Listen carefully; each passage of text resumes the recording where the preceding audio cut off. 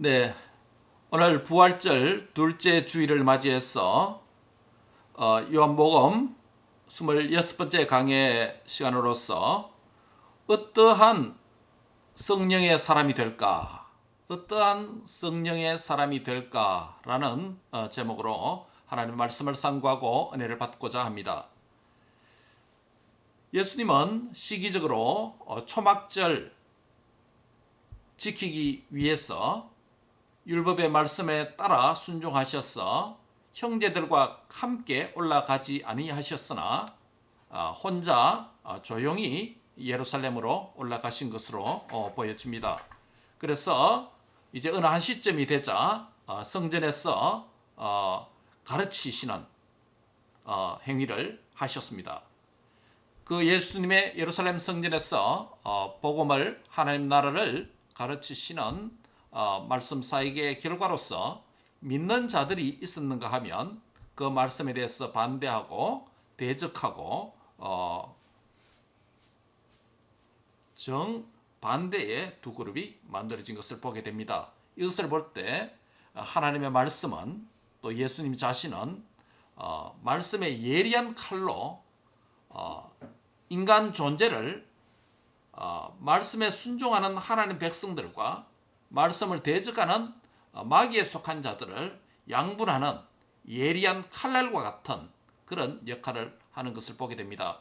이러한 사실을 일찍이 시편 기자가 1편에서 말한 적이 있죠. 복 있는 사람은 악인들의 꾀를 따르지 아니하고 죄인들의 길에 서지 아니하고 오만한 자리에 앉지 아니한다 라고 말씀을 했죠. 그러나 의인은 그 율법을 주야로 묵상한다 라고 그렇게 말씀했죠. 그와 같이 하나님의 말씀은 인류를 죄인과 의인으로 양분하는 예리한 칼날과 같다라는 사실을 예수님의 말씀 사역을 통해서도 복음서를 통해서 우리에게 보여주고 있습니다. 저와 여러분도 예수님을 믿음으로 또 말씀을 믿음으로 죄인이 아니라 의인의 반열로 세상과 사망과 마귀에 속한 자가 아니라 하늘과 영원한 생명과 교회의 머리가 되신 그리스도께 속한 자가 되게 해주시니 할렐루야 영광의 찬송을 올립니다. 아멘.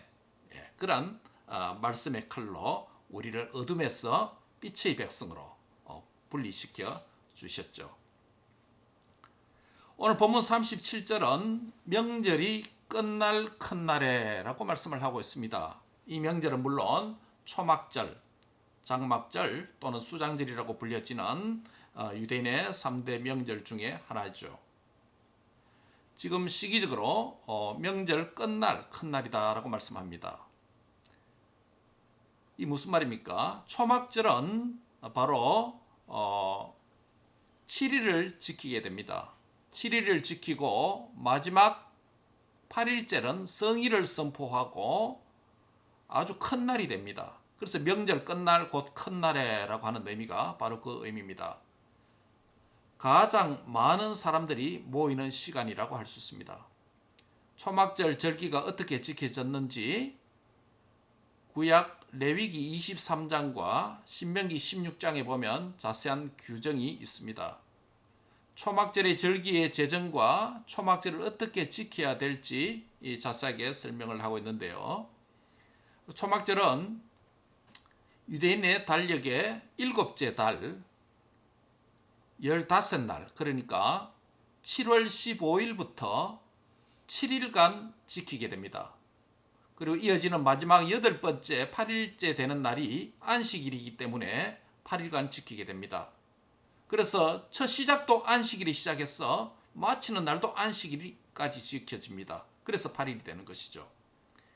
이 절기를 지킬 때 바로 첫째 날과 마지막 날 아무 노동도 하지 않고 화제를 드립니다. 화제라고 하는 것은 불로 제사를 드리는 제사의 방식인데 거기에는 번제도 있고 소제, 곡식을 태워드리는 소제도 있습니다. 토지의 소산을 거두고 1년의 감사를 하나님께 드리는 절기죠. 특히 타작마당과 포도주 틀의 소출을 가지고 이래 동안 초막절을 지키게 되었다라고 신명기 16장 13절에 말씀합니다. 그 첫날에는 아름다운 나무 실과와 종려 나무 가지와 그리고 각종 무성한 나무 가지와 시내 버들을 꺾어서 와서 하나님 앞에서 즐거운 축제를 지키게 됩니다. 여기에 참여하는 자들은 이스라엘에서 태어난 자뿐만 아니라 이스라엘에게 태어난 자는 나뭇잎과 초막을 짓고 이래 동안 다 초막에 거주하면서 우리가 여름에 되면 그 캠핑을 하는 것처럼 그들은 초막을 짓고 지키게 됩니다. 이 절기는 한 세대만 지키는 게 아니라 오고 오는 모든 세대 대대로 영원한 규례로 그렇게 주신 것이죠. 그리고 초막절을 지킬 때에 이스라엘 백성들과 또 그들의 자녀들뿐만 아니라 그들 가운데 있는 노비, 노예들, 성중에 거주하는 레위인, 그리고 심지어는 객, 나그네, 그리고 홀로 된 고아, 과부, 사회적인 모든 신분과 소셜 스테이터스를 초월해서 모두가 함께 즐거워하는 온 공동체적인 축제의 날이 바로 이 날이었습니다. 그들은 하나님께서 택하신 곳에서 여호와 하나님을 뵙고 이 절기를 지키되 모두가 빈손으로 나오지 않고 각 사람이 하나님께서 주신 복을 따라서 그 힘대로 드리는 절기가 바로 이 초막절 절기였습니다. 특히 레위기 23장 40절에 따르면 그 첫날에는 아름다운 나무 실과와 종려나무 가지와 무성한 나무 가지와 시내 버들을 취하여라는 말씀이 있습니다. 이 말씀에 대한 두 가지 해석이 있습니다. 사두개인들과 바리새인들의 해석이 조금 차이가 있습니다. 사두개인들은 레위기 23장 40절을 어떻게 해석하냐면 초막절을 지키기 위해서 초막의 재료들이 바로 나무 실과 종려나무 가지, 무성한 나무 가지, 시내 버들 이런 것들이 초막의 재료다, 집 재료다, 건축 재료다라고 이렇게 해석하는 반면 바리새인들은 그것이 아니라 예배자들이 실제로 성전에 들어올 때 이 나무 가지들을 가져와야 된다라고 그렇게 해석을 합니다. 바리새인들의 해석이 많은 사람들 가운데 당시에 우세했습니다. 따라서 초막절에 각 예배자들은 이 해석에 따르면 오른손에는 종려나무 가지 팜추리를 들고 왼손에는 좋은 열매를 들고 수확한 열매를 들고 그래서 그 행렬을 맞추어서 성전으로 행진한다라고 이렇게 이해를 했습니다. 종려나무는 광야에서 초막 생활을 했던 초막 생활을 고난의 여정을 상징하고 좋은 열매는 가나안 땅에 정착해서 하나님께서 주신 복을 받아서 이 열매를 거두었다. 이 소산을 주신 것이 하나님의 선물이 우리의 노력의 결과가 아니다라는 신앙 고백적인 예물을 하나님 앞에 드린 것이죠. 뿐만 아니라 악기 연주가 거기에 있었고 악기 연주에 맞추어서 모두가 춤을 추면서 어린 버들나무 가지들을 가지고 와서 제단 주위에 가지런히 정돈을 하게 됩니다. 그야말로 축제입니다. 오늘 우리 부활절 예배도 또 주일의 모든 예배도 아마 이런 방식이 돼야 됩니다. 그렇죠? 구원에 대한 감사와 또 한 주간 우리의 삶을 언약 백성을 돌보신 것에 대한 감사가 충만한 그런 마음으로 예배를 해야 되겠죠. 바로 초막절이 축제가 그런 예배의 태도와 중심을 잘 보여준다고 할 수 있습니다. 그러면서 시편 118편 25절에 보면 여호와여 구하옵나니 이제 구원하소서, 여호와여 우리가 구하옵나니 이제 형통하게 하소서라는 말씀을 모든 예배 공동체 회중들이 암송을 합니다. 여호와여 이제 구원하소서, 여호와여 이제 형통케 하소서라고 말씀을 함께 공동체적으로 암송을 합니다. 마치 우리가 예배에 사도신경을 암송하고 또 교동문을 함께 읽는 것처럼 그렇게 초막절 직대 위원들이 그 말씀 시편 118편 25절을 암송합니다. 공동체적인 암송이죠. 이 말씀 암송은 비를 내려주실 것과 풍년을 기원하는 기도로 이해되어졌습니다. 초막절의 7일 동안 매일 한 제사장은 실로암 연못에서 물을 이끌어 왔어. 마지막으로 이끌어진 그 물을 이끌어서 물이 들어오면 물이 땅을 파서 물이 저 실로암 연못으로부터 물을 성전 쪽으로 이끌어 오면 금으로 된 물병을 가지고 물을 담습니다. 제사장이. 그리고 그 물병을 트럼펫의 연주 소리에 맞추어서 그 행렬 안에서 성전으로 가져갑니다. 그 물병의 물은 제단 옆에 있는 한 그릇에 붓습니다. 그러면 제단 옆에 있는 그 그릇에는 작은 관이 연결되어 있어서 물이 제단 바닥으로 흘러내리도록 그렇게 시설이 만들어져 있습니다. 동시에 포도주도 제단의 반대편에 다른 편에 놓여진 그릇에 붓습니다. 이 상징적 의식이 초막절에서 행해지게 되는데 이 의식은 과거 광야에서 모세가 반석을 쳤을 때 무엇이 흘러나왔습니까? 물이 흘러나왔지 않습니까? 그것을 재현하는 것입니다. 모세가 반석을 치니까 물이 흘러와서 목마른 백성들 목을 치는 거 아닙니까? 바로 초막절 되면 바로 실로암 연못에서부터 작은 이 관을 파서 이렇게 물이 흘러 들어오면 그 물을 금그릇에 담아서 제사장들이 바로 제단 옆에 있는 그 그릇에 옮겨 담습니다. 그러면 그 관에서 물이 쫄쫄 새 나와서 바로 제단으로 흘러들이도록 그렇게 해놨습니다.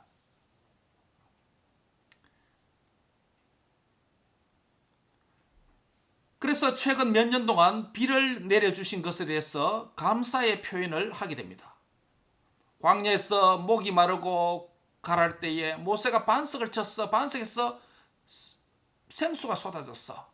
우리의 목마름을 해결했듯이 하나님께서 하늘에서 이른 비와 늦은 비를 내려주셨어.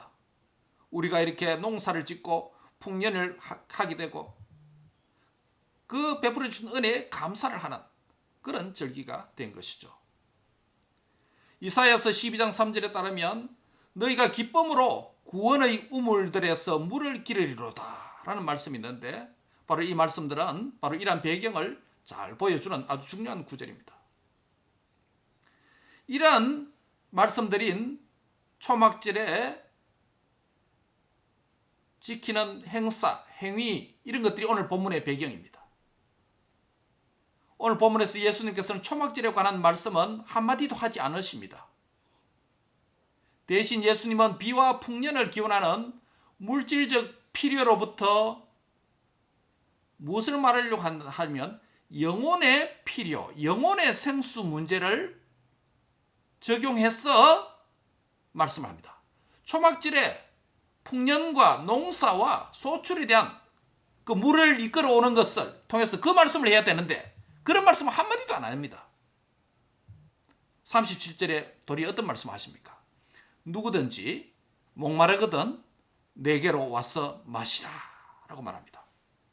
모두가 초막절이면 실로암 연못에서 제사장이 물을 흘러들어오게 만들고 금그릇 병에다가 물을 담아서 성전 옆에 있는 그릇에 부으면 성전 옆에 있는 그릇의 물그릇에서는 관에서 쫄쫄 물이 새나와서 성전으로 흘러들어올 때 모두가 모세가 광야에서 반석을 치니 물이 흘러왔다. 우리를 마시게 했다.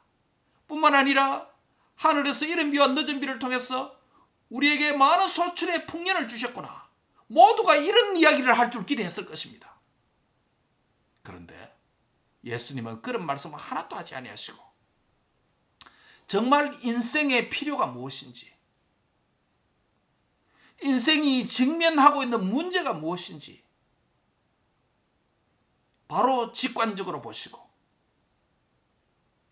초막절의 배경과 분위기와 초막절의 모든 물과 관련된 전통과 세팅 안에서 하시는 말씀은 누구든지 목마르거든 내게로 와서 마시라 라는 말씀이었습니다. 이것은 초막절 절기의 한 장면이 실로암 물에서 물을 길러와서 성소의 번제단까지 흐르도록 하게 하는 상황에서 예수님은 바로 영혼의 물의 문제를 이야기하고 있습니다. 광야에서 목이 마른 자들로 인하여서 모세가 반석을 쳐서 물을 마음껏 마셨듯이 지금은 그 물이 아니라 지금은 나의 물, 너희가 지금 필요한 물은 그 물이 아니라 영혼의 목마름을 적실 수 있는, 영혼의 목마름을 해결할 수 있는 이 물이 있는데 이 물은 바로 나에게로 와서 마셔야 된다라고 말씀을 하는 것입니다. 그런데 이 물은 무엇을 가리킵니까? 오늘 본문 이어지는 말씀에 따르면 이 물은 성령을 가리킨다라고 말씀합니다. 38절에 보면 나를 믿는 자는 성경의 이름과 같이 그 배에서 생수의 강이 흘러나오리라 라고 말합니다. 여러분, 이 말씀을 하실 때 배경 장면이 한번 보세요. 우리가 설교를 한다든지 또는 스피치를 한다든지 할 때, 또 누가 결혼식을 한다 할 때, 결혼식을 할 때 스피치를 한다든지 결혼 주례를 한다든지 이렇게 할 때 뒤에 배경 영상 화면이 한번 있다고 생각해 보시기 바랍니다. 그 멘트에 적절한 영상이. 예수님께서 바로 제사장들이 물을 붓는 이런 장면을 배경이 모든 사람들이 그 장면을 보고 피지컬을 보고 있지 않습니까? 그런데 예수님 말씀은 나를 믿는 자는 성경의 이름과 같이 그 배에서 생수의 강이 흘러나오리라.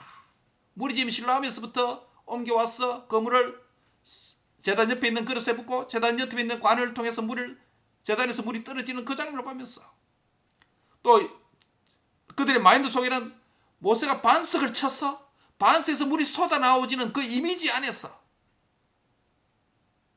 그 이미지네이션 안에서 바로 그 배에서 생수의 강이 흘러나오리라 라는 이 말씀을 아주 적절하게 말씀을 하고 있습니다.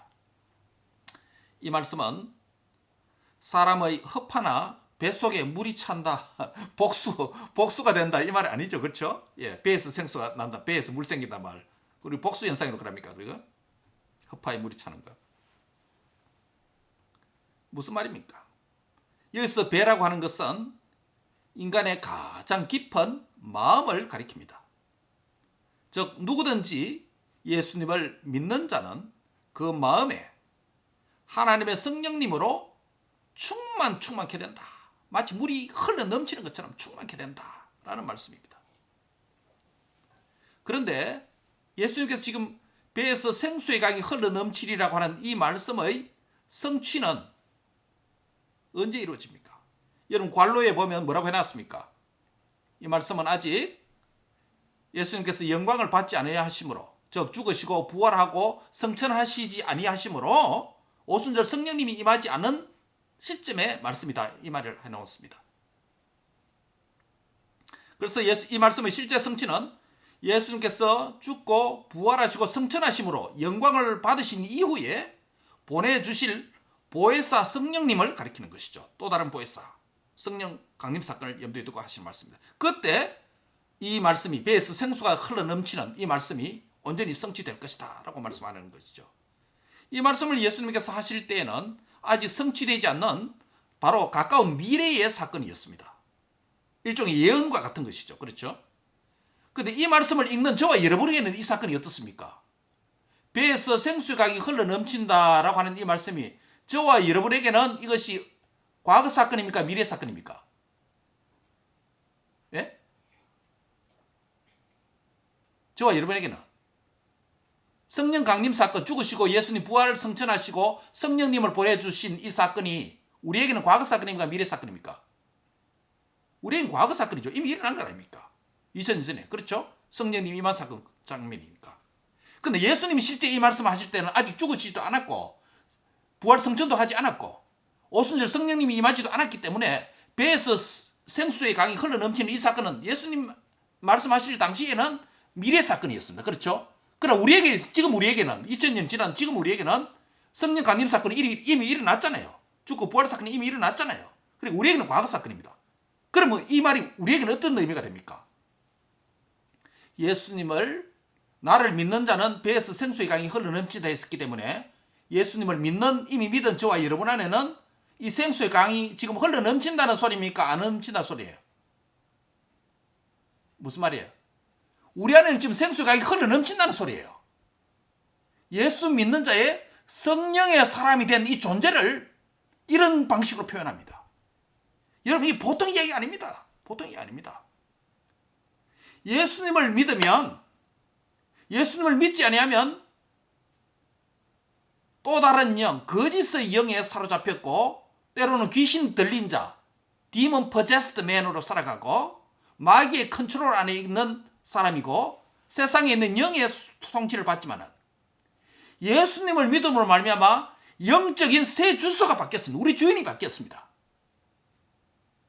악한 자가 들어와서 그 뭡니까? 그 집을 소재하고 세간을 넉탈한다는 그 표현이 비유가 있지 않습니까?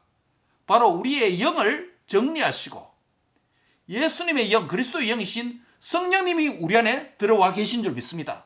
완전 주인과 우리의 존재와 이 세계관을 완전 바꿔놓았습니다. 그게 굉장히 큰 사건이죠. 구속사적으로. 그런데 많은 그리스도인들이 이 사건의 의미를 제대로 이해하지 못하고 살아간다는 데 문제가 있습니다. 예수님께서 당시에 말씀하실 때 이것은 가까운 미래에 일어날 일인데 그 내용이 뭡니까? 나를 믿는 자는 그 배에서 생수의 강이 흘러 넘친다 했잖아요. 그럼 예수님 믿는 자는 누구든지 배에서 생수의 강이 흘러 넘친다는 말이 아닙니까? 그렇죠? 그런 말입니다. 그런데 예수님을 믿으면 생수의 강이 성령님 우리에게 흘러 넘친다고 말하는 이 말이 이미 우리에게 이루어졌는데 이 축복과 이 위대한 은혜를 알지 못하고 깨닫지 못하고 또 다른 무엇을 더 받아야 된다고 생각하는 사람이 있다는 거예요. 그게 뭐냐면 세컨 블레싱에 대한 교리예요. 굉장히 중요한 의미예요.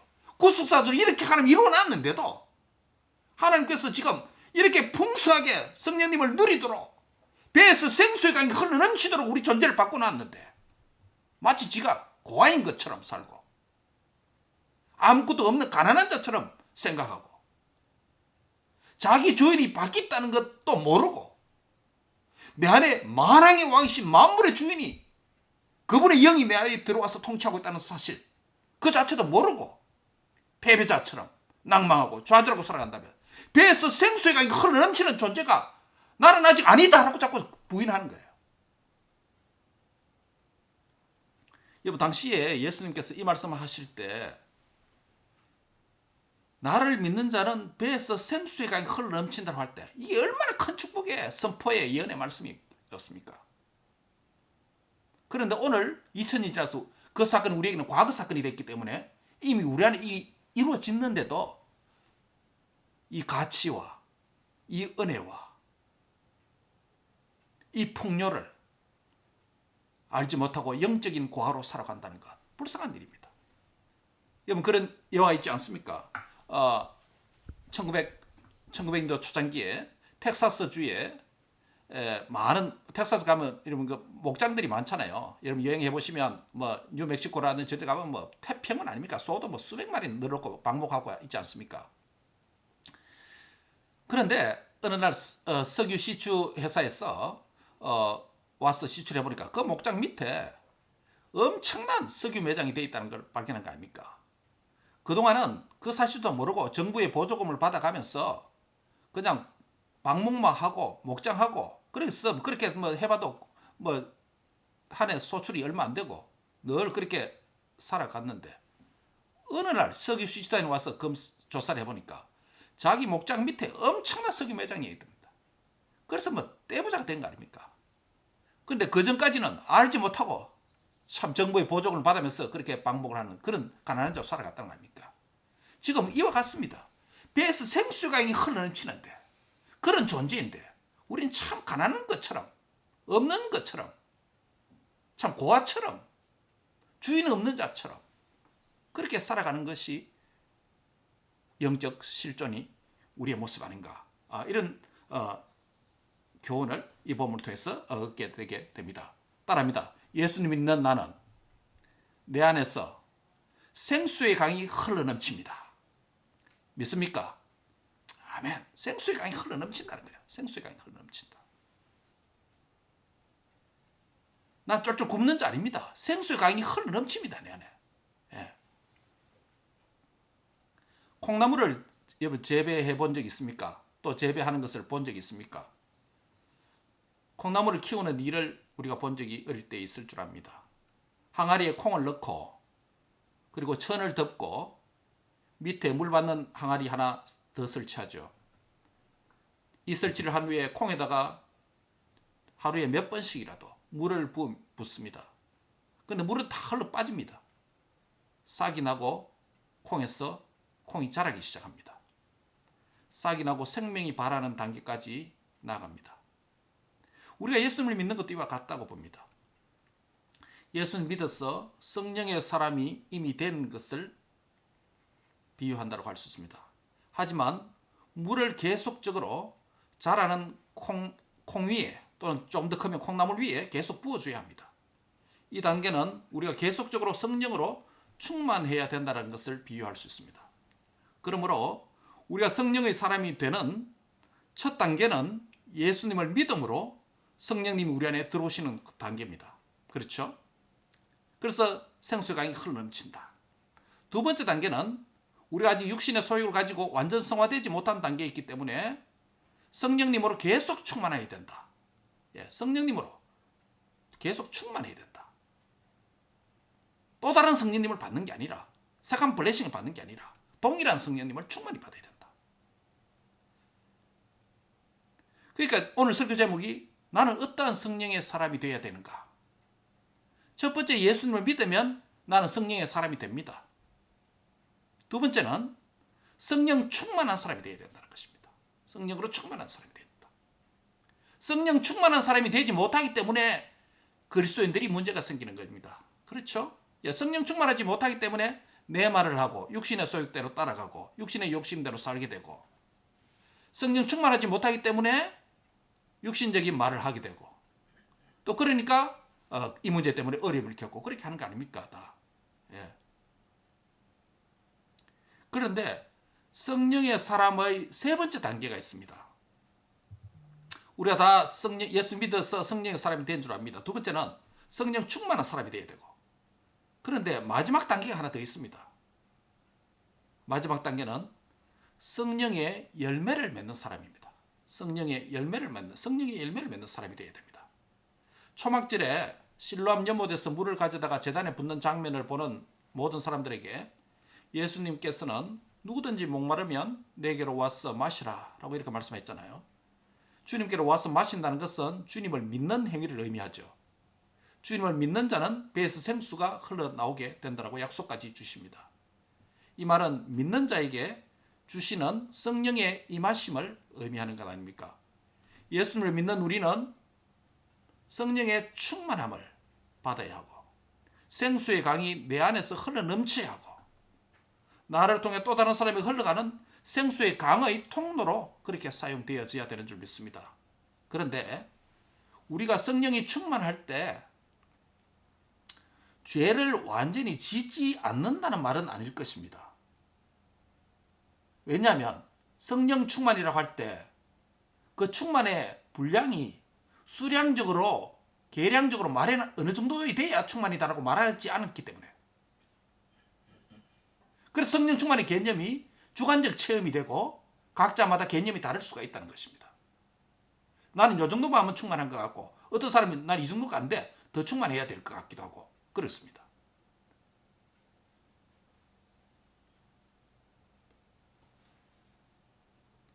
성령 충만한 것이 숫자적인 어떤 수치가 없다는 것입니다.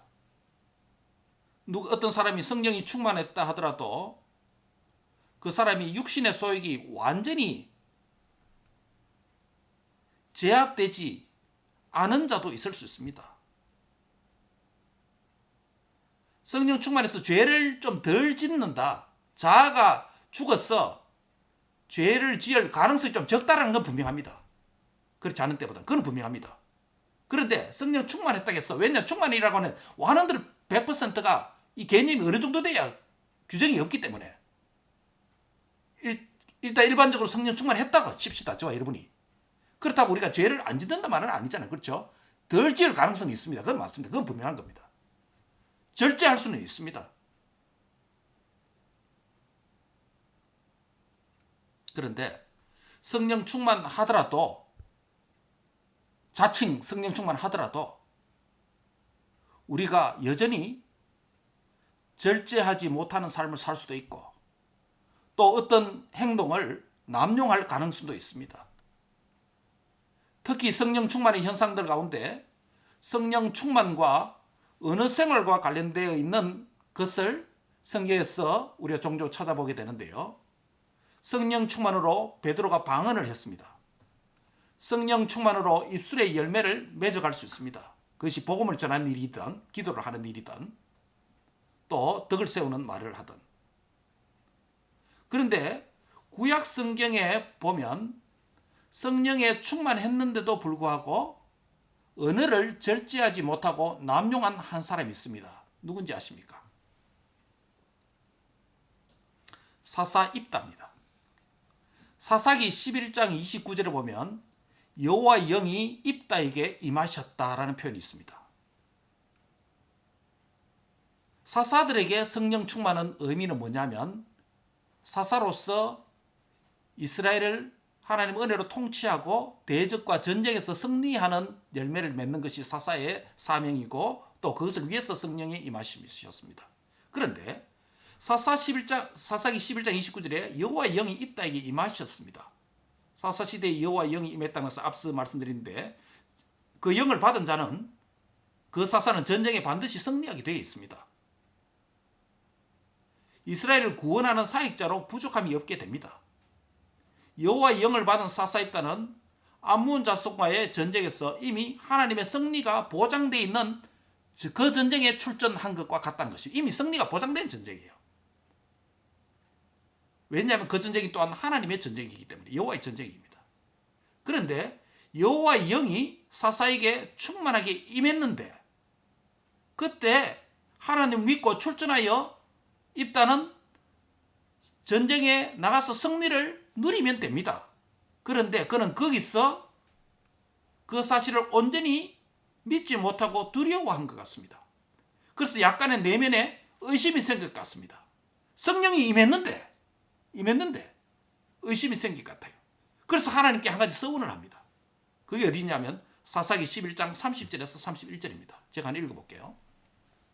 그가 여호와께 서원하여 이르되 주께서 과연 암몬 자손을 내 손에 넘겨주시면 내가 암몬 자손에게서 평안히 돌아올 때 누구든지 내 집 문에서 나와서 나를 영접하는 자는 그는 여호와께 돌릴 것이요 번제로 바친다는 것이죠. 내가 그를 번제물로 드리겠나이다 라고 서원을 합니다. 아니나 다를까 사사 입다는 그 전쟁에서 승리를 했습니다. 승리할 수밖에 없죠. 여호와의 전쟁이고 여호와 영이 임했으니까. 그런데 마치 한글 성경의 문맥은 사사 입다가 서원하였기 때문에 그 전쟁에서 승리한 것처럼 독자들이 읽을 오해를 갖도록 그렇게 표현되어 있습니다. 암몬과의 전쟁에서 승리의 원인은 사사 입다의 서원 기도의 응답이 아니라 여호와의 영이 사사 입다에게 임한 것이 승리의 확정이었습니다. 여호와의 전적으로 약속이 됐고 성령이 임한 것은 그냥 확정입니다. 승리를 할 거다. 그런데 여호와의 영은 사사 입다에게 임하여 사사로서 이스라엘 구원코자 하는 사명을 주셨는데 그 승리의 원인은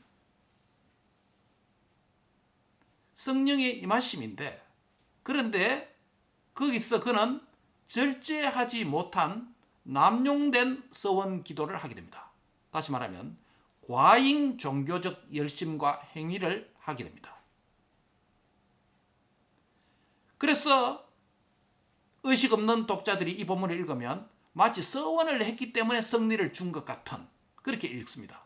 그러나 승리의 원인은 성령의 임하심 그 자체이지 서원이 아닙니다. 그렇다면 그 서원은 뭐가 문제겠습니까? 종교적 남용이라고 밖에 볼 수 없는 것입니다. 왜냐하면 또 다른 이유는 이스라엘 역사 안에서 자녀를 번제물로 바치라는 것은 여호와께서 명령을 한 적도 없다라고 말씀하시고 있고 하나님의 마음에도 없었던 일이다라고 모세율법에도 강하게 금지하는 명령이 있습니다. 레위기 18장과 또 예레미야에 보면 하나님 마음에 둔 적도 없다는 거예요. 그럼 분명히 죄악이라고 말합니다.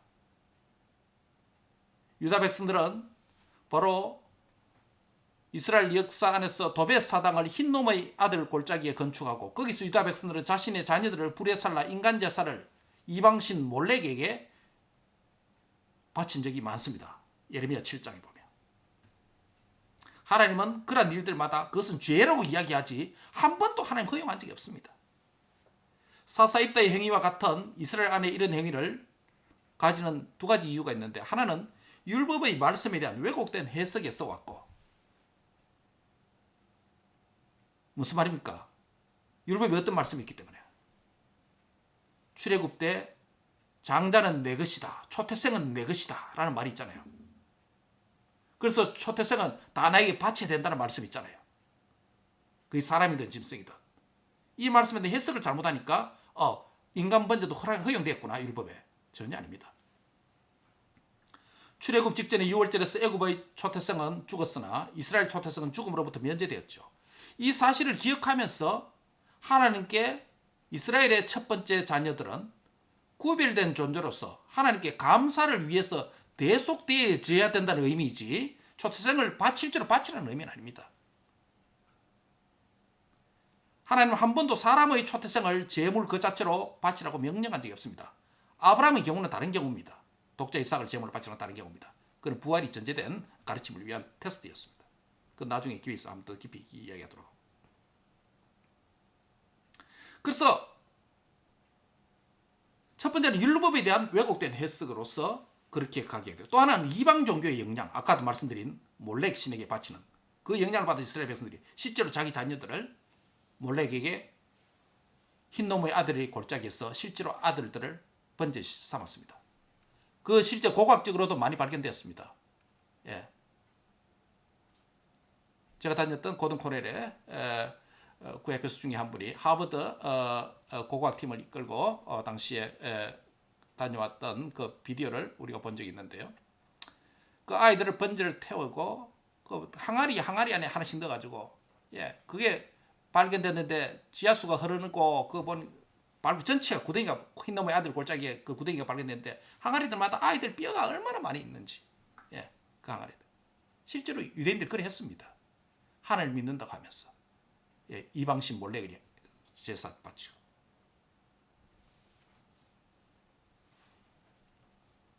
그래서 사사입다의 경우 다시 돌아오면 여호와의 신이 임하여서 성령의 충만함을 받았는데 불구하고 그게 절제하지 못하고 종교적인 남용을 그의 언어를 통해서, 그것도 하나님 앞에 기도하는 서원 기도를 이름으로 표현한 것입니다. 어떻게 보면 상당히 경건한 사람 같습니다. 왜? 하나님께 기도했기 때문에. 그것도 서원 기도를 한 거 아닙니까?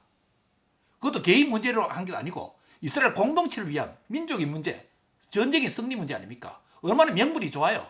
명분 따라가려면 세 발의 피지. 우리는 명분이 얼마나 좋습니까? 하나님의 언약 백성의 구원을 위해서, 내가 사사로서 직무를 수행하기 위해서 얼마나 명분 좋아요. 이 명분이 저분 신앙 좋다 박수 칠 거 아니에요. 속지 말아야 됩니다. 종교적 남용, 언어적 남용, 성령 충만 받았다 하면서. 이 사실은 오늘 참된 기독교 신앙이 무엇인지 우리에게 예리하게 볼 수 있도록 안목을 열어주는 도움을 받습니다. 참된 기독교 신앙은 성령이 충만한 상태는 죄에 대한 거부이지, 죄를 미워하고 죄를 시하는 죄에 대한 거부이지 인간 자체를 거부하는 것은 아닙니다. 사람을 거부하는 건 아니에요. 하나님을 사랑하는 신앙은 사람을 거부하는 게 아니라 사람을 사랑하는 것입니다.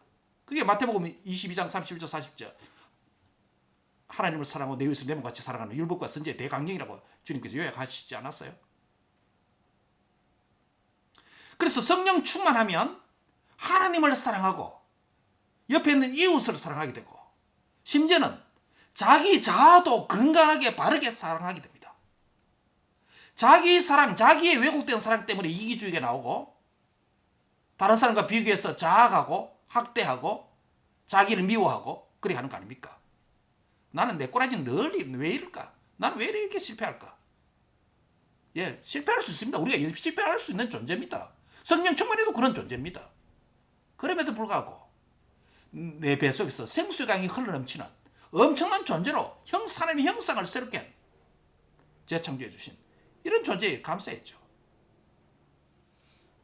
그래서 더 충만을 사모해야 되는 거 아닙니까?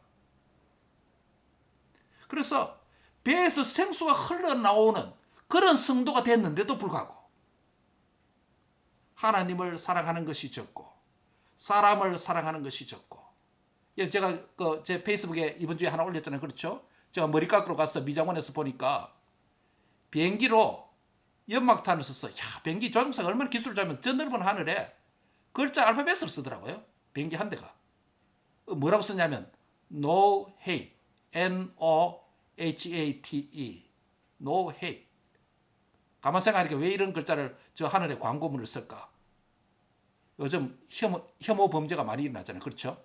혐오 범죄가 많이 일어나니까, 특히 아시아 혐오 범죄가 많이 일어나니까 그것을 하늘에다 광고를 해버려요. 광고판, 우리 사람은 그랬습니다. 광고판 참 좋다. 저 하늘 광고판을 써서 앞으로 뭐 복음을 주 예수를 믿어라 이런 거 한마디 써도 참 좋겠다. 앞으로 광고비 엄청나게 받고 저거 할 수 있겠다, 이런 생각도 들었습니다. 그 혐오 범죄, 생수의 강이 흘러넘치면 사람을 사랑해야죠. 극단적인 복음주의자들, 예수님을 잘 믿는다고 하면서 미국 남부의 바이블 벨트, 굿 크리스찬이라고 자부하면 살면서도 타인종에 대한 혐오감, 배타주의, 그 바른 기독교 아니잖아요. 그 종교적인 광신이죠. 오늘 남부 벨트가, 바이블 벨트가 미국의 복음화와 세계 복음화에 기여한 것은 맞습니다. 얼마나 그게 많은 물질과 인력을 쓰는 거 보면 그건 틀림없는 사실입니다. 그런데 또 다른 한편으로 보면 어두운 한 측면은 뭐냐면 극단주의적인 어떤 복음주의. 그래서 배 속에서 생수의 강이 흘러넘치는 이 축복을 받았는데, 사사 입다처럼 성령이 충만한 상태가 됐는데, 언어적 남용, 오늘 정치 크리스찬 입에서 언어적 남용, 이런 것들이 사람을 사랑하는 언어가 아니면 그것은 한번 생각해 봐야 되는 거죠.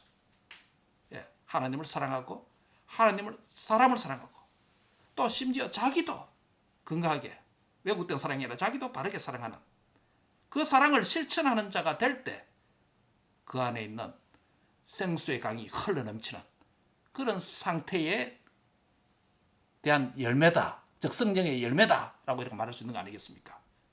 말씀을 정리합니다. 여러분은 어떠한 종류의 성령의 사람입니까? 나 자신에게 이런 묻습니다. 나는 어떤 종류의 성령의 사람인가? 여기에 앉아 계신 여러분 모두는 첫 번째 단계의 성령의 사람인 것은 분명하리라 생각됩니다. 왜? 예수를 믿으면 일단 성령의 사람이 되었으니까. 내 안에 성령이 들어와 내주하고 계십니다. 두 번째 단계는 나의 연약함 때문에 계속적으로 충만한 사람이 되어야 되는, 이것은 우리 모두의 과제입니다. 그 다음에 여기서 끝나는 것이 아니라 한 단계가 더 있다는 것입니다. 성령의 열매를 맺는 사람이 되어야 된다는 것입니다. 그 열매가 여러 가지 있지만은 한 가지 제가 예를 들어서 오늘 적용을 위해서 말했습니다. 사랑이라는 것입니다. 하나님을 사랑하는 것과 사람을 사랑하는 것과 나 자신을 바르게 사랑하는 것, 그게 성령의 열매다 라는 것입니다. 사랑하는 성도 여러분, 여러분은 예수님을 믿음으로 말미암아 생수의 강이 흘러넘치는 성령의 사람이 된 줄 믿습니다. 확신합니다. 두 번째는 더욱더 성령으로 충만한 사람이 될 수 있길 바랍니다. 그런데 성령 충만했다고 하면서 언어적 남용, 종교적 남용 행위가 아니고 사람을, 하나님을, 나 자신을 바르게 건강하게 사랑하는 아름다운 성령의 열매를 맺는 복된 성도들이 다 되시기를 주의 이름으로 축원합니다. 기도하겠습니다. 하나님 감사합니다. 참으로 성령이 아직 임하시지 않는 상태에서 가까운 미래에 일어날 것이라고 초막절 설교에서 성전에서 주님이 말씀하실 때 나를 믿는 자는 생수강이 그 배에서 흘러넘치리라고 말씀을 하셨습니다.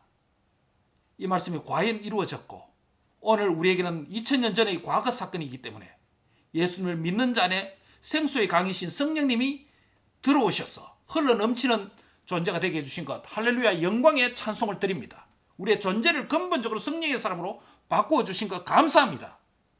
그러나 우리가 아직도 완전 성화되지 못했고 육체의 소욕이 아직 살아있기 때문에 날마다 죽기 위해서 성령을 더욱더 충만하게 받아야 되겠습니다.